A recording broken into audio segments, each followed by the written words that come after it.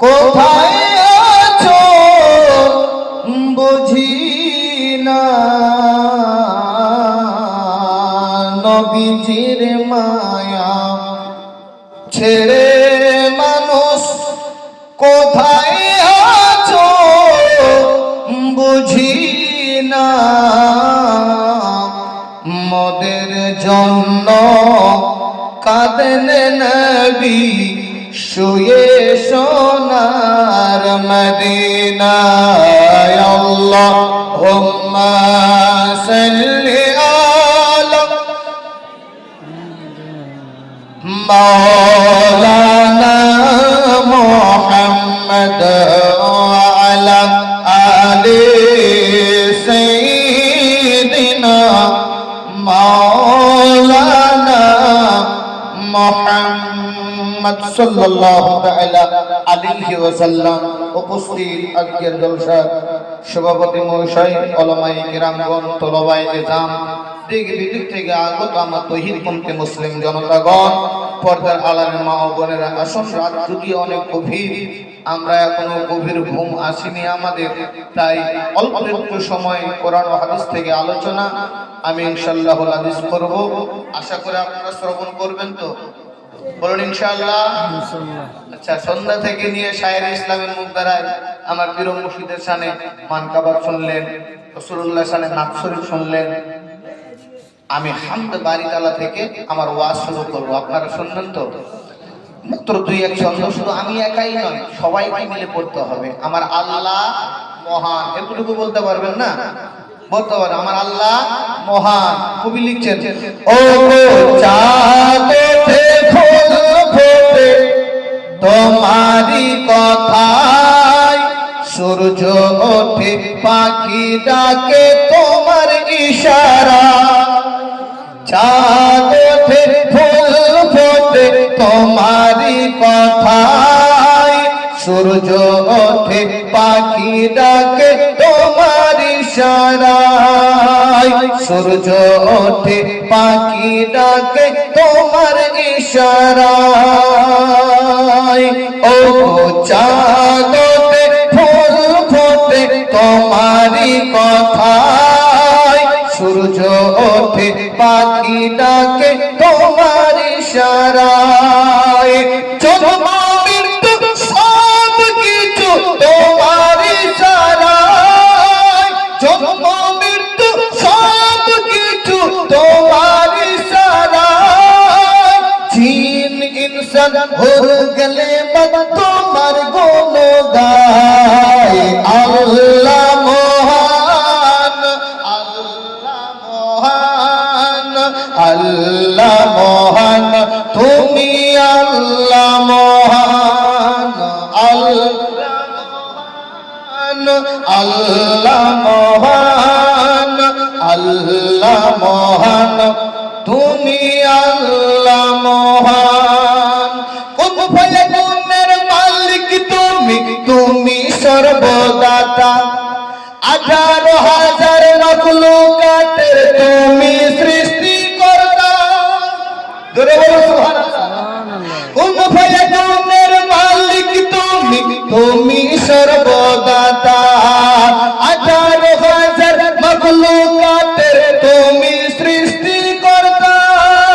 আসমান জমিনে আছে যেখানে, আসমান জমিনে আছে যেখানে, ডুবে আছে সকাল সাজে তোমারি সাজদায়। আল্লাহ মহান, আল্লাহ মহান, মহান, তুমি আল্লাহ মহান, আল্লাহ মহান,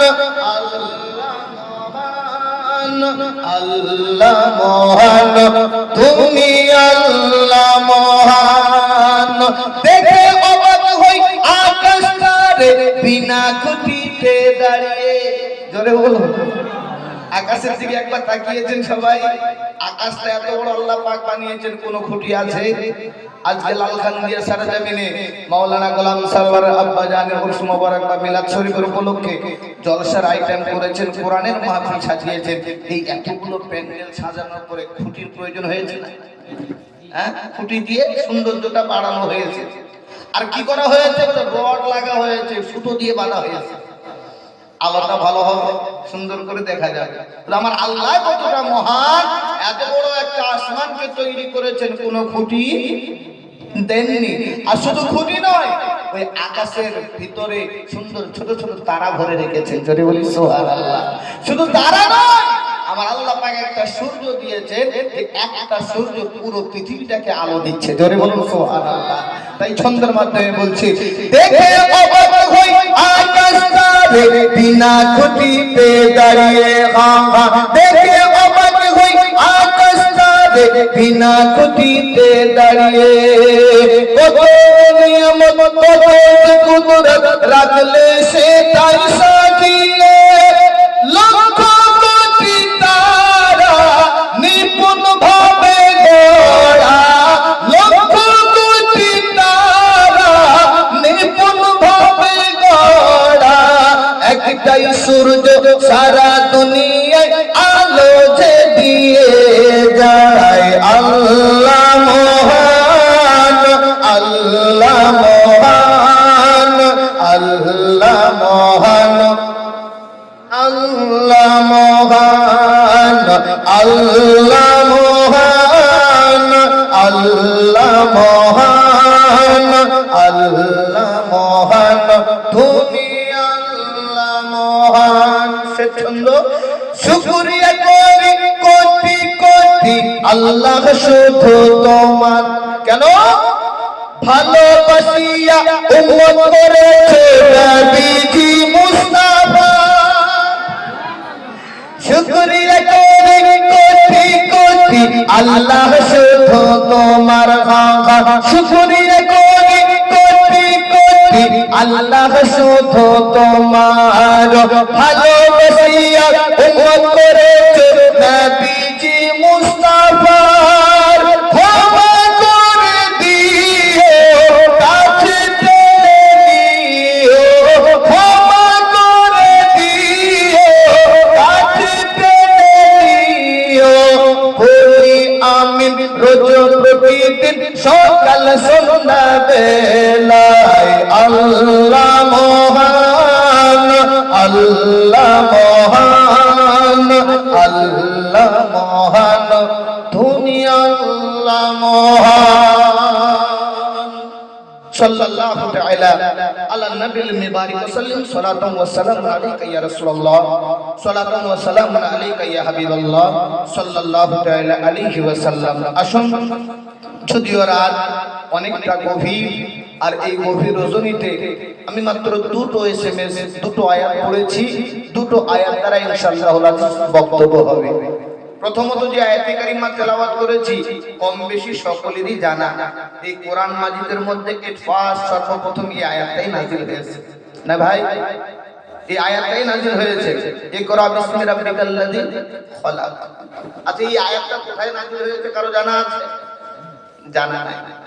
অনেক যুবক আমার ছেলে ভাই বন্ধুরা বসে আছে, আমার মুরব্বী বাবারা কয়েকটা বসে আছেন। যুবকদের উদ্দেশ্যে বলি, যুবক শোনো, বর্তমানে সমাজ নষ্টর দিকে, বাড়ি ধ্বংসের দিকে, ফ্যামিলি বাপ বেটা ধ্বংসের দিকে। বলে তার একটাই কারণ, যে মূল শিক্ষা তার পেটের মধ্যে নাই। বলে কি নাই? একটা যুবককে যদি এখন বলা হয়, যুবক বলো তো কোরআন কয় পারা? জানি না। বলো তো যুবক, কোরআনের বাড়ি কোথায়? জানি না। বলো তো যুবক, কোরআন কিসের জন্য এসেছে? মৌলভী সাহেব জানি না। তুমি নায়কদের নাম জানো? বলে হ্যাঁ জানি।